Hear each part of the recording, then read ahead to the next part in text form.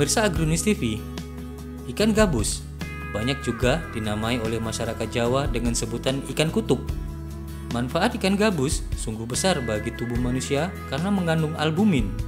Ikan gabus baik untuk penyembuhan anak yang baru saja khitan atau ibu yang habis melahirkan.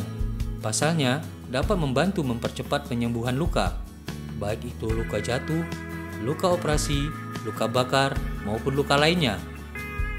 Albumin sendiri adalah jenis protein yang jumlahnya sekitar 60% dari total plasma protein yang ada di dalam darah manusia. Ikan gabus mengandung kadar 90% protein lebih besar jika dibandingkan dengan telur. Ikan gabus sendiri merupakan ikan air tawar dari keluarga Cnidae. Karena sosoknya yang mirip dengan ular, maka ikan gabus juga kerap disebut sebagai snakehead. Di Indonesia sendiri, ikan gabus terdapat 3 spesies, yakni Great Snakehead yang ukurannya bisa mencapai lebih dari 1 meter, Forest Snakehead yang ukuran panjangnya bisa mencapai 40 cm, sedangkan Kanagacua yang merupakan jenis ikan gabus terkecil yang pada umumnya dijumpai di perairan Jawa. Jenis Kanagacua inilah yang umumnya dibudidayakan oleh masyarakat setempat. Orang dulu itu melihat ikan gabus itu kayak ikan yang istilahnya ikan nggak laku lah kasarannya. Tapi makin kesininya dalam istilah kedokteran ikan gabus itu banyak manfaatnya, terutama kandungan albuminnya lah.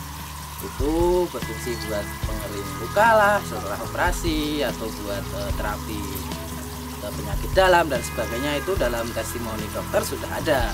Makanya orang banyak yang tertarik ke pengobatan alamiah dengan menggunakan ikan gabus.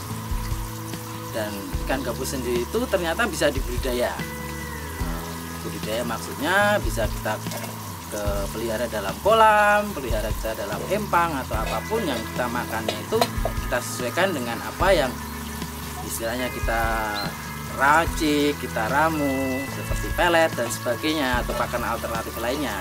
Kalau dari bibit ya, kita bicara dari bibit aja. Dalam pemijahan ikan gabus itu ada 2 sistem juga. Yang pertama itu sistem istilahnya koloni, dia asal sistem liar. Karena gabus itu kan istilahnya ikan liar ya.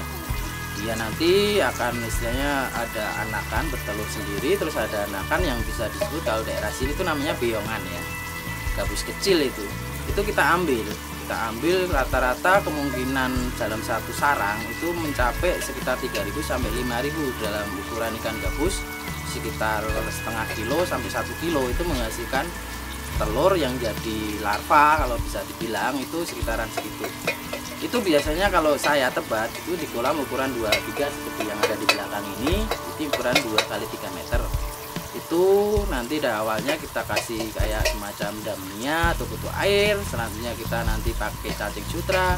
Setelah kira-kira umurnya ya katakanlah 3 minggu itu udah sekitar 1-2 cm itu kita latih makan pelet.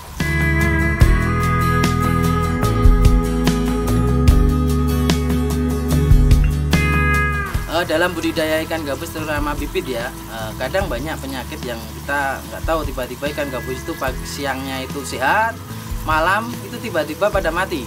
Kalau nggak malam paginya pada yang mati.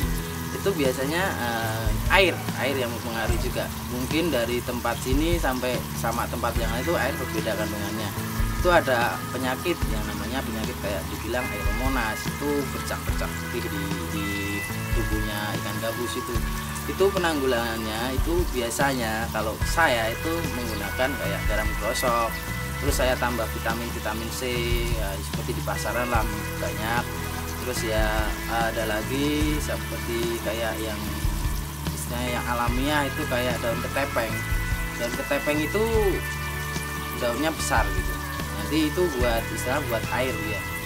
Penyakit Aeromonas itu ya kita nggak tahu, tiba-tiba ikan gabusnya itu langsung pada mati gitu lah.